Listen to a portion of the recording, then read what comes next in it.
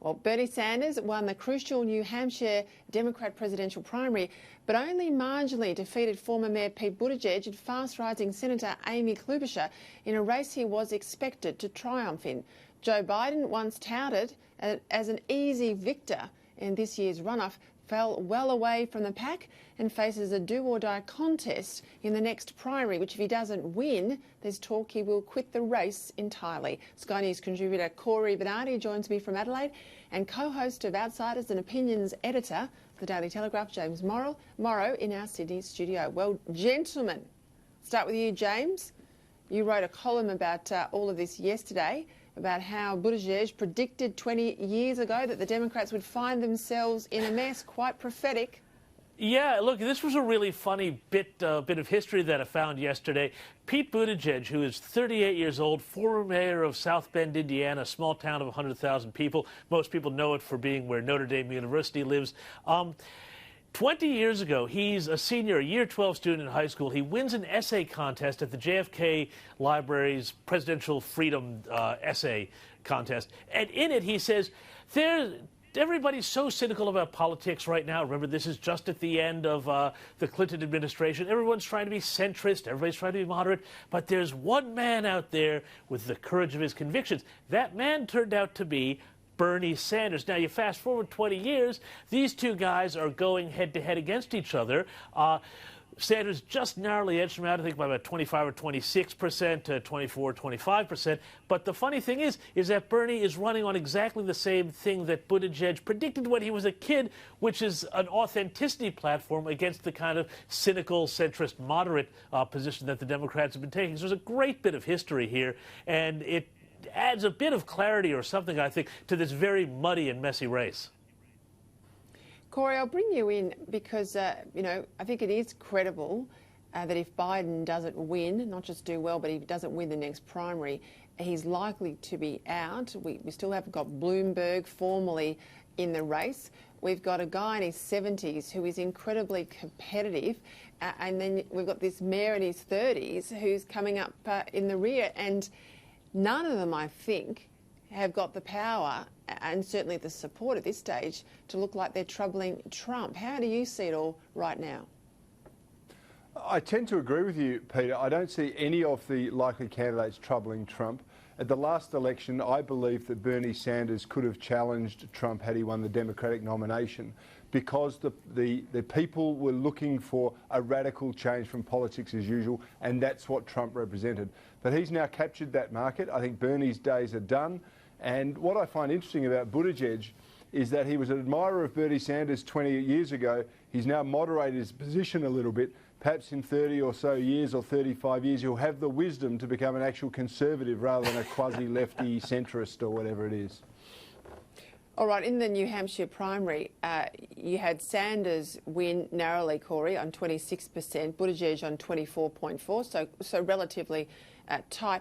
Elizabeth Warren down at 9.4%. When will she be out of the race, do you think? Well, I think a lot of them stay in for relevance to try and actually secure a position for themselves. Costs money, though. Costs money. Yeah, it does cost money, and if they run out of cash, they're done. I think Biden's got limited cash, so he's probably done at the next caucus or two.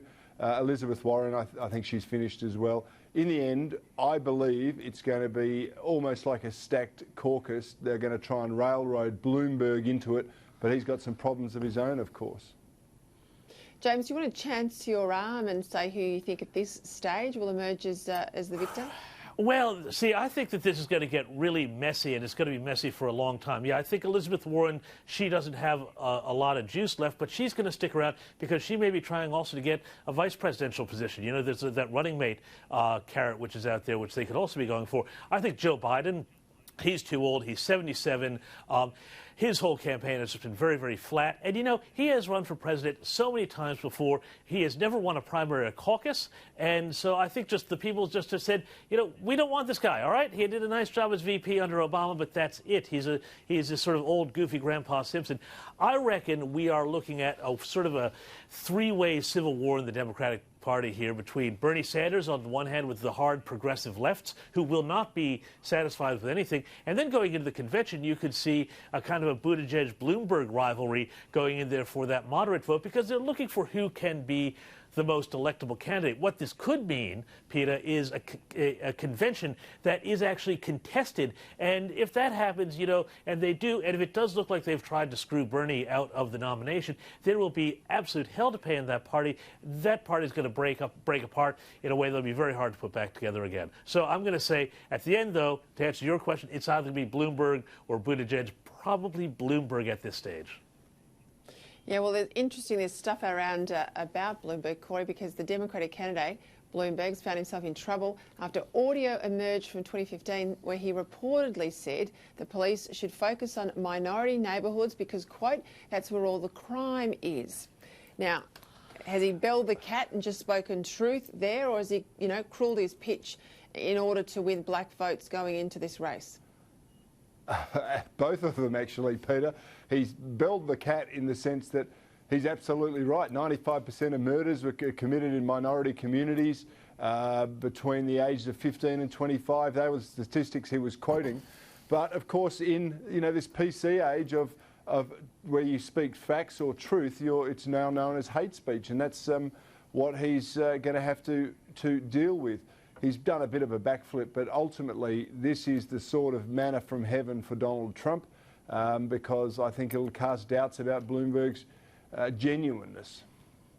Yeah, I think we've got the graphic there we can put up on the screen with the exact quote. It was at a think tank that he made these comments. They're back in 2015, but basically it's controversial. But the first thing is all of your 95% of your murderers, murder victims fit one MO. You can take the description, Xerox it and pass it out to all the cops. They are male minorities, 15 to 25. That's true in New York.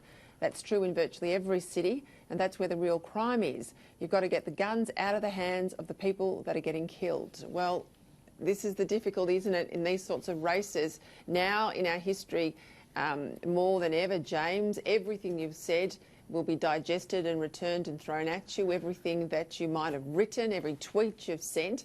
This is politics now in the modern age. Yeah, well, that's why I'm never going to be president, Pete. I mean, just look at my tweets. But, you know, putting that aside, I think the thing with this controversy over the Bloomberg's comments, I think he gets through this. A couple of reasons why.